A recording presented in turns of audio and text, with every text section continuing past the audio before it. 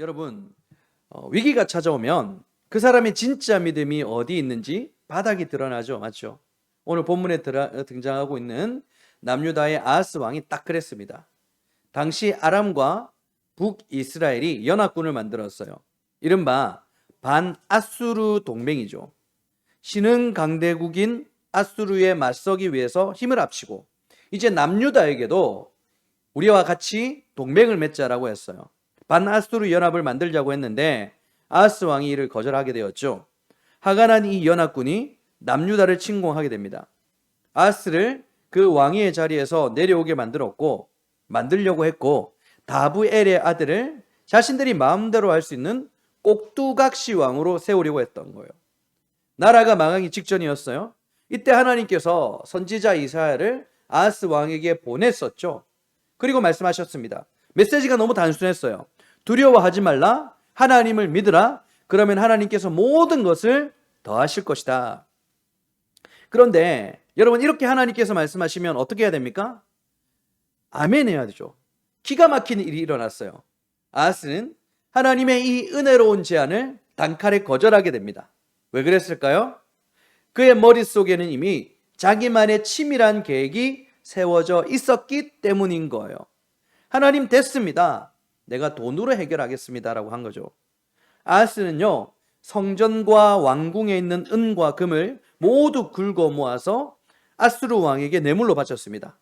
그래서 아수르의 군인이죠. 용병을 돈으로 사서 이 위기를 돌파하려고 했던 거예요. 눈에 보이지 않는 하나님보다 눈에 보이는 세상의 힘이 더 의지하기 쉽고 그게 더 확실한 해결책이라고 믿었던 거예요. 이것이 바로 아하스의 실패요. 오늘날 우리에게서도 볼 수 있는 불신앙은 아닐까, 이런 생각을 하게 됩니다. 여러분, 하나님의 은혜를 걷어차고 세상의 힘을 의지한 결과가 어떻게 나타납니까? 오늘 본문 1절에서 4절의 말씀을 보시면 하나님께서 먼저는 북이스라엘과 아람에 대한 무서운 심판을 선고하세요. 그 이유로 남유다에 있을 징계이죠. 먼저 1절부터 4절까지 말씀 보면 그 내용 중에 이제 선지자 이사야가 아들을 낳게 된다라고 하잖아요. 그런데 하나님께서 이사야의 아들의 이름을 직접 지어주시는데 그 이름이 참 길죠. 3절 보면 그의 이름은 마헬살랄 하스바스라고 한지라. 마헬살랄 하스바스, 이름의 뜻이 뭐냐면 노략질을 당하다라는 뜻이에요. 노략질을 당하다. 반아수르 동맹을 맺어서 북이스라엘과 아람이 아수르에게 대항을 하려고 했지만 결국 그들은 모든 것을 다 빼앗기고 패망하게 될 것이라는 하나님의 경고였어요. 그리고 결국 그렇게 되었잖아요. 북이스라엘은 완전히 멸망당했잖아요. 자, 여러분, 북이스라엘이 왜 이렇게 비참한 심판을 받아야만 했을까요? 역사를 거슬러 보면 답이 나오는데요. 북이스라엘은 초대왕 여로보암 이후로 무려 210년 동안 19명의 왕이 지나가는 동안 단 한 명의 선한 왕도 없었습니다. 이들에게는 공통적인 죄가 한 가지가 있었는데요. 바로 금송아지 우상 숭배였어요. 초대왕 여로보암이 금송아지를 만들었는데요. 왜 여로보암이 단과 베델에 금송아지를 만들게 되었을까요? 왜 만들었죠? 왜? 명절만 되면 백성들이 예배드리러 남유다 예루살렘으로 내려가 버렸잖아요. 그때 백성들의 마음이 남유다로 쏠리면 자신의 왕위가 위험해질 것이라고 판단한 거예요. 그래서 예루살렘에 가지 말고 여기 단과 베델에 금송아지를 만들어서 이것이 너희를 애굽에서 인도하여 낸 하나님이라면서 유사 기독교를 만들어 버렸던 것이죠. 여러분, 이것이 신앙입니까? 신앙이 아니죠. 자신의 권력을 유지하기 위한 정치적인 술수였다라는 것입니다. 이후에 19명의 모든 왕들이 이 금송아지를 버리지 못했어요. 왜? 권력 유지용이거든요. 중간에 예후 같은 왕이 나타나서 종교개혁을 단행한 적도 있었어요. 그러나 그 역시도 금송아지만은 깨뜨리지 못했어요. 자기가 쥐고 있는 권력, 이 달콤한 기득권을 놓칠 수가 없었거든요. 여러분, 하나님은 끊임없이 선지자들을 보내어서 돌이키라고 말씀하셨어요. 하지만 그들은 길을 막았습니다. 결국 그들은 어떻게 되었습니까? 오늘 말씀의 경고대로 마헬살랄 하스바스, 아수르에게 모든 것이 노략질을 당하고 역사 속으로 사라졌잖아요. 그리고 이어지는 말씀, 하나님은 하나님의 은혜, 하나님의 제안을 거절한 남유다의 아스, 그리고 남유다에게 경고의 말씀을 하시는 거예요. 하나님께서 왜 경고하실까요? 이유는 단 한 가지, 돌이키길 바랬어요. 오늘 말씀을 통해서 보게 되는 이 하나님의 경고와 그 안에 숨겨진 어떤 영적인 법칙을 우리가 두 가지로 함께 알아보면서 우리의 신앙생활을 한번 되돌아볼 수 있기를 바랍니다. 우리와 함께 하시는 임마누엘의 하나님의 은혜가 우리의 뼛속까지 각인될 수 있는 은혜의 시간 될 수 있기를 주님의 이름으로 축원합니다. 그렇다면 오늘 본문의 말씀을 통해서 알 수 있는 영적인 법칙, 첫 번째는요, 바로 심고 거두는 인가율의 법칙이에요. 심고 거두는 인가율의 법칙. 자, 오늘 말씀을 보시면요, 두 가지 물을 대조하고 있죠. 한번 보세요. 5절 이하로 6절 7절에 나와 있는데 그 물이 대조되어 있습니다. 천천히 흐르는 실로아 물, 그리고 흉흉하고 창일한 큰 하수. 이 두 가지 물이 비교되고 있죠. 6절 7절 제가 읽습니다. 이 백성이 천천히 흐르는, 그러니까 원어로 보면 부드럽게 흐르는 이에요. 실로아 물을 버리고 르신과 르말리아의 아들을 기뻐하느니라. 그러므로 주 내가 흉흉하고 창일한 큰 하수, 이게 유브라데 강물을 말하거든요. 유브라데 강물 곧 아수르 왕과 그의 모든 위력으로 그들을 뒤덮을 것이라. 자, 천천히 흐르는, 부드럽게 흐르는 실로아의 물은요, 하나님의 은혜를 상징적으로 말하는 거예요. 그리고 흉흉하고 창일한 큰 하수인 유브라데 강물은요, 아수르의 큰 힘이겠죠. 바로 세상의 힘을 말해요. 그런데 여러분 7장 4절을 보시면 분명히 하나님께서 아하스 왕에게 이렇게 말씀하셨죠. 아수르가 너에게는 맹렬한 불꽃처럼 보일지라도 나의 눈에는 타담한 나무 쪼가리로만 보인다. 이렇게 말씀하셨는데, 그럼에도 불구하고 아하스 왕은 하나님의 은혜를 거절하고 이 큰 강물, 유브라데 강물을 의지하려고 했잖아요. 자, 그렇게 되자 오늘 7절과 8절에서 너의 그 선택의 결과가 무엇인가를 보여주고 있어요. 끔찍한 결과. 자기가 돈을 주고 끌어들인 그 아수르의 강물이 남유다를 보호해줍니까? 안 해줍니까? 보호하기는커녕 남유다 전체를 덮어버리는 거예요. 그 물이 어디까지 찼다고 합니까? 목에까지 미치리라. 살겠다고 돈을 주고 끌어들인 아수르의 강물이 나를 지켜주지 않고 오히려 남유다 전체를 덮쳐 순통을 조여오게 된다라는 거예요. 여러분, 이게 바로 심은 대로 거두는 인가율의 법칙인 것입니다. 갈라디아서 6장 7절에 이런 말씀이 있어요. 스스로 속이지 말라. 하나님은 업신여김을 받지 아니하시나니, 중요합니다, 사람이 무엇을 심든지 그대로 거두리라. 여러분, 신자는요, 세상을 심으면 세상을 거두게 되는 거예요. 하나님의 은혜를 우습게 여기고 돈을 의지하십니까? 그렇다면 결국 그 돈 때문에 목이 졸리고 숨통이 막히는 날이 오게 되는 거예요. 하나님보다 사람의 인맥을 의지하십니까? 결국 내가 믿었던 사람 때문에 피눈물 흘리는 날이 오게 될 거라는 거예요.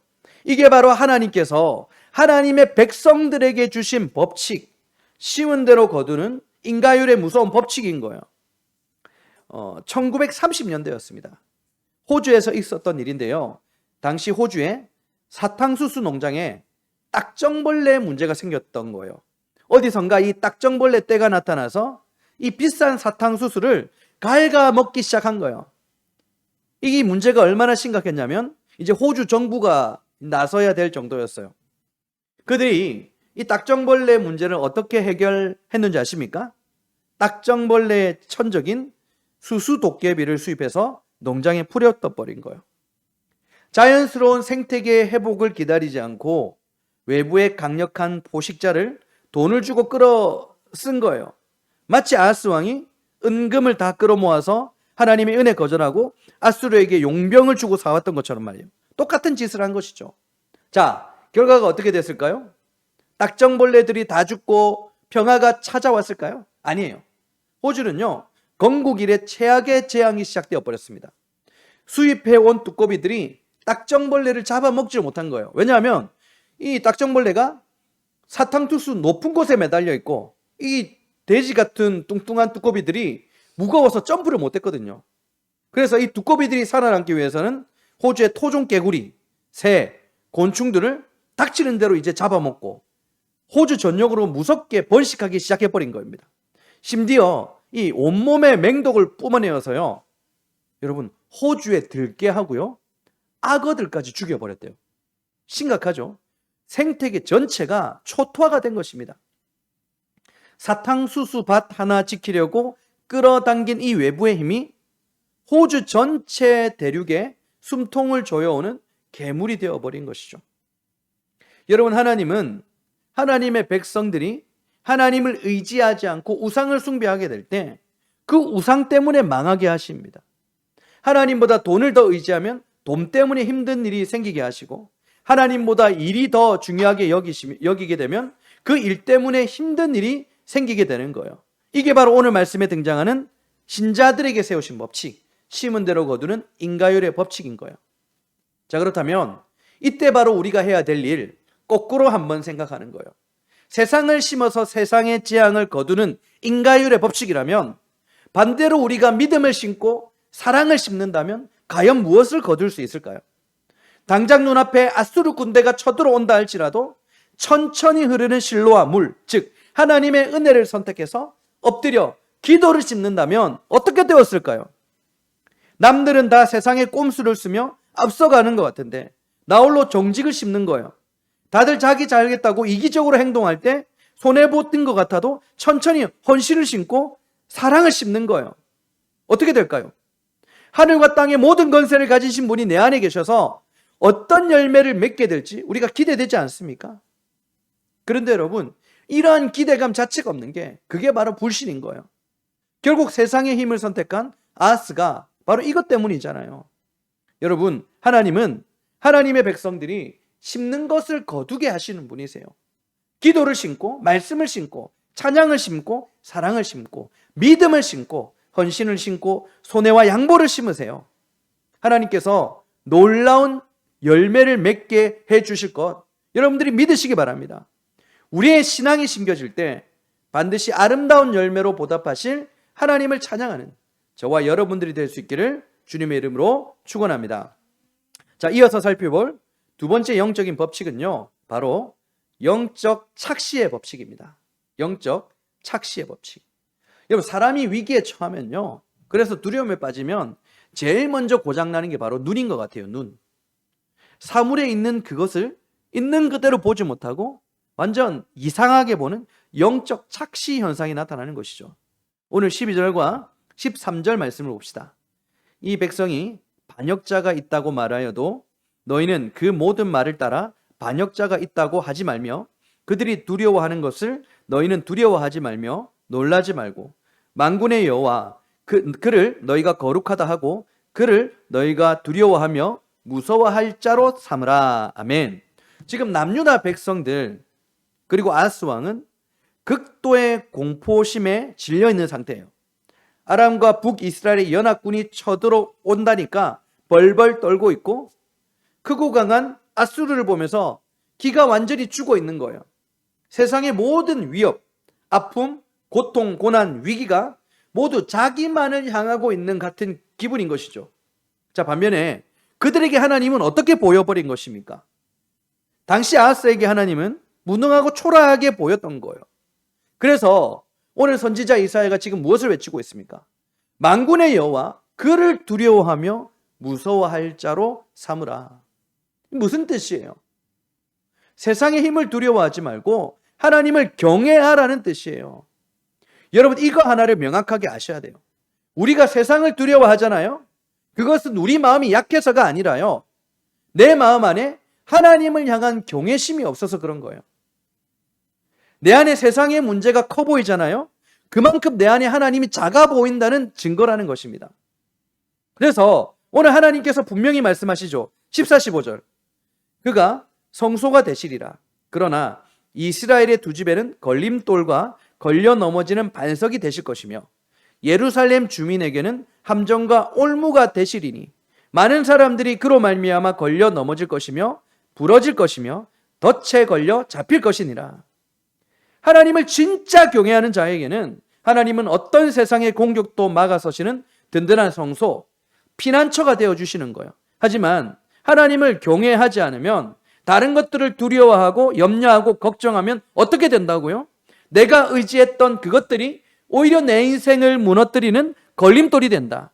덫이 되고 올무가 되어서 내 인생이 결국 꺾이고 부서지게 된다라는 것을 말씀하고 있는 거예요. 여러분, 열왕기하 6장을 보면요, 아람의 왕이 이스라엘을 침략하려고 몇 번이나 공격을 단행했는데요, 번번이 다 실패하게 되죠. 그때 아람의 왕이 도대체 이게 무슨 일이냐, 우리의 작전을 어떻게 저들이 알고 이렇게 대비를 다 하고 우리가 전쟁을 할 때마다 다 패배하게 만드느냐. 그런데 그 신하 중에 한 명이 엘리사를 알고 있었던 거예요. 아마 북이스라엘에 엘리사라는 이 선지자가 있는데 그 사람 때문인 것 같습니다. 그래서요, 이 아람 왕이 엘리사 한 명을 죽이겠다고 밤사이에 엄청난 군대와 말과 병거를 보내서요, 엘리사가 살고 있는 도단성을 완전히 포위해 버렸습니다. 다음날 아침이 되었어요. 일찍 일어난 엘리사의 산 종이요, 밖에 나갔다가 기절 초풍을 하는 거예요. 어마어마한 아람의 군대가 이 성을 빈틈없이 에워싸고 있는 것입니다. 극도의 공포심을 느꼈겠죠. 그래서 엘리사에게 뛰어갑니다. 우리 이제 큰일 났습니다. 다 죽었습니다. 그때 여러분, 지금 이 종의 상태가 어땠을까요? 오늘 본문의 아하스 왕처럼 극도의 두려움 때문에 눈이 완전히 고장나 버린 거예요. 눈앞에 있는 아람의 군대만 태산처럼 커 보이고, 그들과 함께 계시는 하나님, 전능하신 하나님은 아예 보이지 않는 영적 착시 현상에 빠져버린 것이죠. 반면에 방 안에 있던 엘리사는 어떻습니까? 눈 하나 깜빡하지 않았어요. 오히려 그 사안에게 이렇게 말합니다. 두려워하지 말라. 우리와 함께한 자가 그들과 함께한 자보다 많으니라. 여러분, 이 종이요, 미칠 노릇이었어요. 아무리 눈을 씻고 봐도 자기와 같이 있는 것, 엘리사를 지켜주는 건요, 둘밖에 없었거든요. 아무도 없었거든요. 그런데 많다고 얘기하니까 미칠 것 같은 거예요. 그래서 엘리사가 하나님께 이렇게 기도합니다. 여호와여, 원하건대 그의 눈을 열어서 보게 하옵소서. 고장난 이 영적인 시력을 고쳐달라고 기도했던 거예요. 그리고 하나님께서 그 기도를 들으시고 종의 눈을 활짝 열어주셨어요. 이 영적 착시가 다 깨어져 버리는 것이죠. 이제 눈이 열리자 무엇이 보입니까? 하나님의 군대가 보이는 거예요. 어마어마한 불말과 불병거가 진을 치고 엘리사를 보호하고 있는 장엄한 그 광경이 그제서야 보이기 시작한 거예요. 이것이 바로 오늘 이사야가 말하는 성소가 되시는 하나님의 모습이에요. 여러분, 두려움에 사로잡혀 영적인 착시에 빠졌을 때는요, 나를 덮치려고 하는 아람의 군대만 보이는 거예요. 그 문제가 내 숨통을 쪼여오는 거예요. 하지만 영적인 눈이 열리고 크신 하나님을 경외하게 되자 세상의 군대는 하나님의 불병거 앞에 한낱 타담한 나무 쪼가리에 불과해 보인 거예요. 그렇다면 여러분, 오늘 저와 여러분들의 눈은 어디를 향하고 있을까요? 나를 둘러싸고 있는 적들의 군대입니까? 재정의 위기, 꼬여버린 인간관계, 답답한 앞날을 보면서 내 주여, 이제 나는 끝났습니다, 이 절망, 낙심하고 있습니까? 하지만 여러분, 오늘 기억하십시오. 그것은 나의 영적인 눈이 고장난 거예요. 내 안에 두려움이 만들어낸 영적 착시 현상인 것입니다. 오늘 엘리사의 기도처럼 우리의 닫혔던 영적인 눈이 활짝 열릴 수 있도록 우리가 기도해야 된다는 것이죠. 나를 괴롭히는 이 문제 너머로 나를 겹겹이 둘러싸고 보호하시는 거대한 불말과 불병거, 바로 위대하신 임마누엘의 하나님을 바라볼 수 있길 바랍니다. 우리가 세상을 두려워하지 않고 만군의 여호와 하나님만을 진정으로 경외할 때 세상의 위협은 맥없이 무너지고 하나님은 우리 인생의 가장 완벽하고 든든한 피난처가 되어주실 줄 믿습니다. 말씀을 맺겠습니다. 여러분, 신자의 인생에도요, 고난이 있고 어려움이 있습니다. 아니, 불신자보다 더 많을 수도 있어요. 그런데 그 와중에 하나님이 보이지 않아요. 기도해도 하나님이 응답하지 않아요. 답답해서 미칠 것 같죠? 그러나 그럼에도 불구하고 우리는 그 자리에서 믿음을 심어야 돼요. 신뢰를 심어야 돼요. 17절입니다. 이제 야곱의 집에 대하여 얼굴을 가리시는 여호와를, 얼굴을 가리시는 여호와, 이제 너희들에게 얼굴을 비추지 않겠다라는 것은 어떤 뜻입니까? 응답하지 않겠다라는 뜻이에요. 은혜를 베풀지 않겠다는 뜻이에요. 자, 얼굴을 가리시는 여호와를 어떻게 하겠다? 나는 기다리며 그를 바라보리라. 하나님께서 얼굴을 가리세요. 기도해도 응답하지 않으세요. 그럼에도 불구하고 오늘 이사야가 무엇을 결단합니까? 나는 기다리며 그를 바라보리라. 혹시 지금 하나님이 얼굴을 가리신 것 같은 하나님의 친북 앞에 힘들어하시는 분들이 계십니까?